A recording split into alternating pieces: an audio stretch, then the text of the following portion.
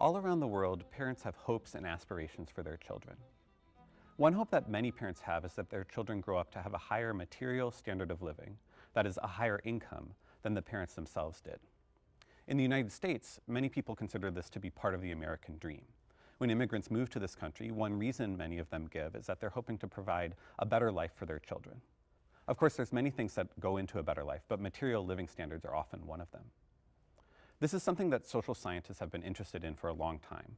To what extent do children grow up to earn more than their parents did a generation before? We call it the rate of absolute intergenerational income mobility.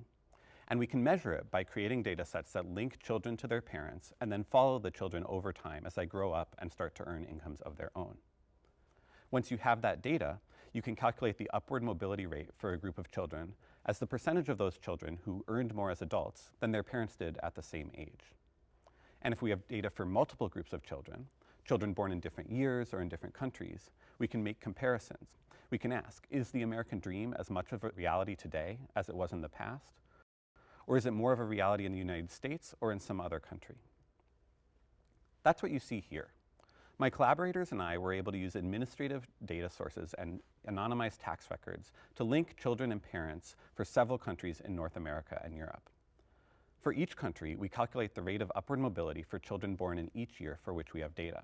That allows us to compare trends in upward mobility over time. Focusing first on the United States, what you can see is that about half of children born in the US in the 1980s grew up to earn more than their parents did at age 30. This is after you adjust for inflation. So it's basically a coin flip. About half of children are doing better economically than their parents and half are doing worse. And it's also a decrease from previous years. So if you look at children born in the early 1970s, about 60% grew up to earn more than their parents did.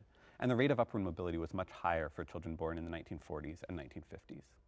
Because of this declining trend, many scholars have begun to argue that the American dream may no longer be a reality today. But that's where the international comparison comes in.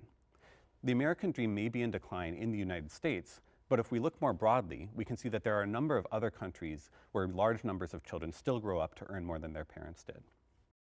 In Norway, for example, about 3/4 of children born in the 1980s experienced upward mobility. They earned more at age 30 than their parents had a generation before. And in Sweden and the Netherlands, about 70% of children experienced upward mobility compared to about 50% in the United States. What this means is that declining upward mobility is not a universal phenomenon. It depends on the economic conditions and the public policies that different countries put into place.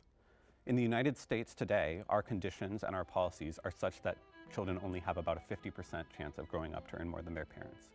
But we used to do better, and other countries have been able to sustain much higher rates of upward mobility over time into recent generations.